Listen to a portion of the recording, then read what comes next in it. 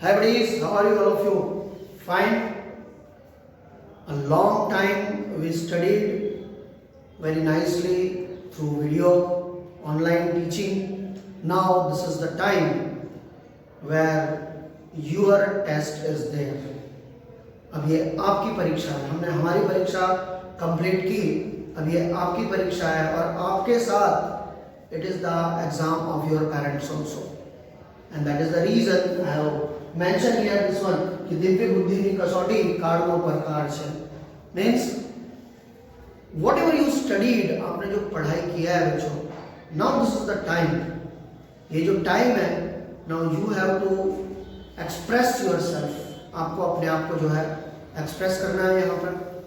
From 9th standard to 12th standard English medium commerce, on the behalf of Sunil sir and Meena madam, दोनों के behalf पर ये message मैं यहाँ से आप लोगों के लिए कन्वे कर रहा हूँ. 9th standard as well as 10th standard, 11th standard commerce English medium and 12th standard commerce English medium.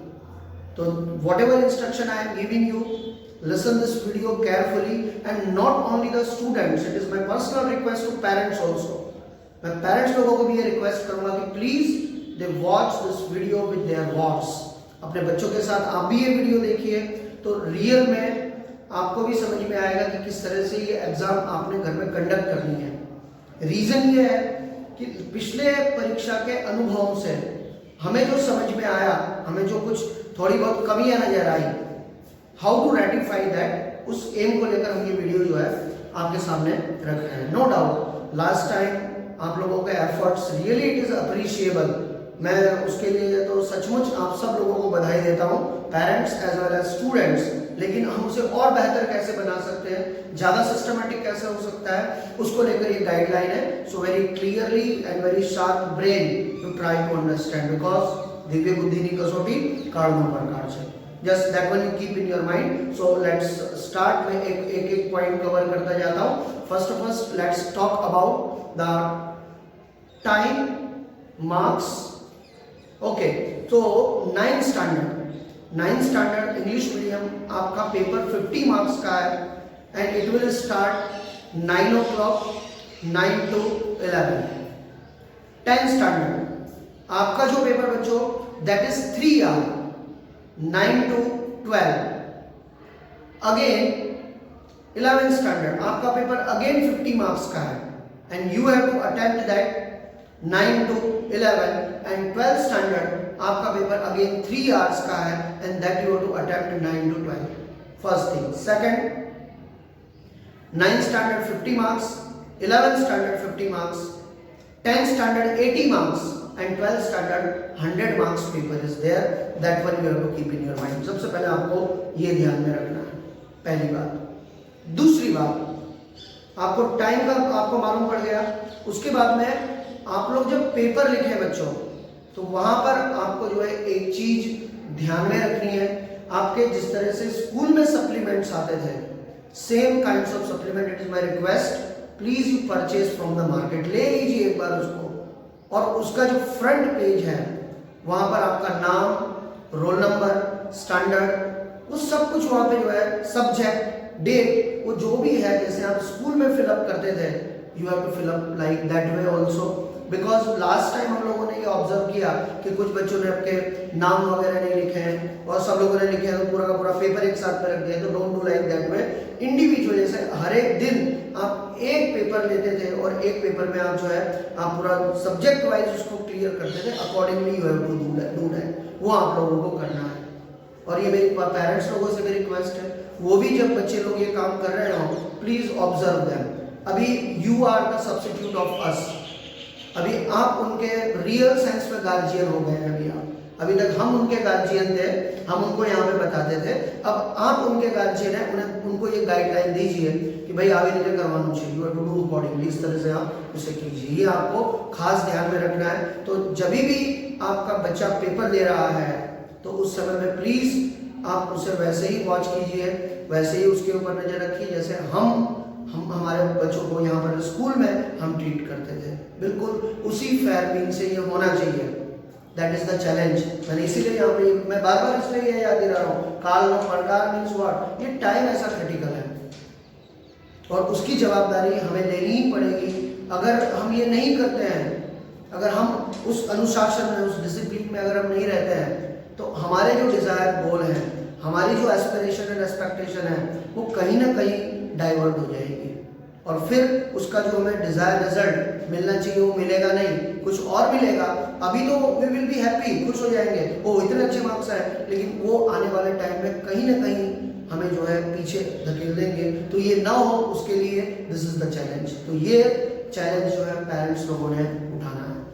Okay, तो फर्स्ट थिंग आपका मार्क्स मैंने क्लियर कर दिया। Second thing, how to write the front page, बराबर है। आपको आपका नाम कंप्लीट लिखना है। आपको रोल नंबर की पीडीएफ आज स्कूल से चली जाएगी, तो you see your roll number and according to that roll number you write your roll number. Subject लिखिए, आपका स्टैंडर्ड लिखिए। ओके, इंग्लिश मीडियम है तो इंग्लिश मीडियम लिखिए। ओके, जो भी डेट है वो डेट लिखिए। थर्ड इंपॉर्टेंट डेट थिंग्स, जो सबसे इंपॉर्टेंट है, रोज का पेपर रोज लिखिए। आप ये मत सोचिए कि भाई आज हम लोग एक साथ में मिलकर सारे के सारे पेपर लिख देंगे। अगर जो सब्जेक्ट आज आया, क्योंकि हमने ये भी ऑब्जर्व किया लास्ट टाइम में, हमको पता चला, ऐसा नहीं है कि हमको समझ में नहीं आया कि कुछ लोगों ने एक साथ में सारे के सारे पेपर लिख दिए। डोंट डू लाइक दैट वे। आप स्कूल में ऐसा नहीं करते हो। वो डिसिप्लिन आपने मेंटेन करना है। और डिसिप्लिन तुम्हारे केड़वानु छे અને केड़ो जो। ओके, और पेरेंट लोग इसको भी बराबर ध्यान में रखें। ये मेरी बार बार पेरेंट्स लोगों से रिक्वेस्ट है। और फिर जो भी पेपर आप आज लिख रहे हो, समझो 31 तारीख का पेपर है, तो उसके बाद में फर्स्ट का जो पेपर आ रहा है वो इमीडिएटली वो पेपर लिख के आपने आपके पेरेंट को सबमिट कर देना है। And it is the responsibility of parent that they keep in safely, उसको संभाल कर रखें। जैसे आप हमें सबमिट करते थे, same way you have to submit your parents. आपको अपने पेरेंट्स को सबमिट करना है। आफ्टर दैट, उसके बाद में अगले दिन जो पेपर आ रहा है वो पेपर लिखें, और वो पेपर जो है सीक्वेंस में जाने चाहिए। 31, 1, 2, 3, 4, 5। अब आपने 5 दिन के 5 पेपर लिख लिए, 6 पेपर लिख लिए, 6 पेपर अलग अलग होने हैं। अगर आप उसमें सप्लीमेंट्री ऐड करते हैं पीछे, पेपर के पीछे, तो वो सप्लीमेंट्री सिस्टमैटिकली ऐड किए, लेकिन मेहरबानी करके जब सारे के सारे पेपर हो जाते हैं तो उन सब पेपर को एक साथ स्टेपल मत कीजिए। फिर हमें यहाँ पे वापस से सबको सब्जेक्ट वाइज अलग करना पड़ता है, तकलीफ पड़ती है। उसमें कुछ पेपर फट जाते हैं या पीछे से पेजेस निकल जाते हैं, तो वो बहुत चैलेंजिंग हो जाता है। Okay, so that one you have to keep again in your mind, and after that make it rubber band and keep it your self अपने पास में रखिए। Whenever school will instruct you, जब भी आपको स्कूल इंस्ट्रक्शन देगा, accordingly आपको school में आके सबमिट करना है, आ जाना है। That is the thing. अब आती है बात पेपर्स की। ये तो मैंने आपको आगे का पूरा स्ट्रक्चर बता दिया। नाउ स्टूडेंट्स, आप लोग सिंसियर हो, समझदार हो, बड़े हो, आप लोग पेपर जब लिखने बैठते हो तो whatever it's number is there, accordingly you write. Suppose अगर आपने सेक्शन ए लिया है और सेक्शन ए में अगर 5 क्वेश्चंस हैं, तो उनको जो है पहले अटेम्प्ट कीजिए, सेक्शन ए कंप्लीट कर दीजिए। और 5वां क्वेश्चन के अंदर सेक्शन बी जो है, मान लिया क्वेश्चन नंबर 6 से स्टार्ट हो रहा है, तो वहां पे 6 नंबर डालिए, 1 नंबर मत डालिए। तो चेक करने वाले को भी जो है थोड़ा कन्वीनियंट रहेगा, आसानी रहेगी, और उसे जो है कोई भी तकलीफ होगी नहीं। तो ये सब चीजें जो है आप लोगों को ध्यान में रखनी है, अपने दिमाग में रखना है, और बहुत बहुत बहुत फेयर के साथ में एग्जाम अटेम्प्ट करना है। मुझे नहीं लगता है कि कोई पॉइंट अभी छूट गया है, शायद मैंने सब कुछ कवर कर लिया है। और के तो आप लोगों को जो है बिल्कुल फेयर बीन के साथ में एग्जाम अटेम्प्ट करना है, बिकॉज यही आपका चैलेंज है। और अगर आप इसमें सक्सेस हो गए तो समझ लीजिए आप लोगों ने एक बहुत बड़ी जंग जीती है।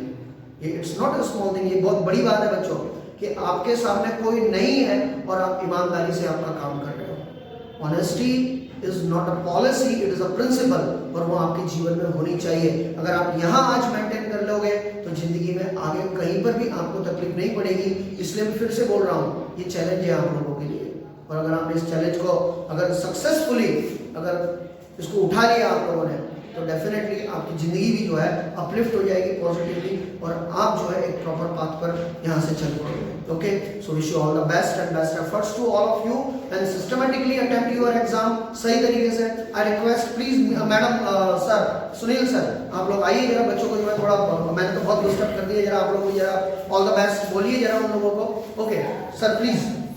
Hello friends, whatever the instructions are there, Suman sir already give you. Okay, तो उसी इंस्ट्रक्शन को फॉलो करके आप जो है वो पेपर लिखना ईमानदारी से और अच्छी तरीके से आप पेपर लिखना। Wish you all the best. ठीक है, ये एग्जाम बहुत ही फेयर वे में आप देना। ठीक है, okay, all the best. All the best.